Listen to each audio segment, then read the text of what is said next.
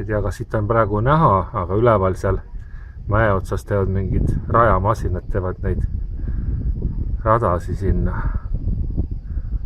Natuke vist on näha, jah. Ja iseenesest on see päris kaugel siit.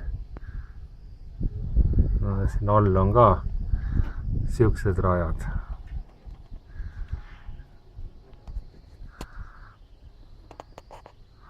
Aga julgemad mehed lähevad sinna päris ülesse siis vist.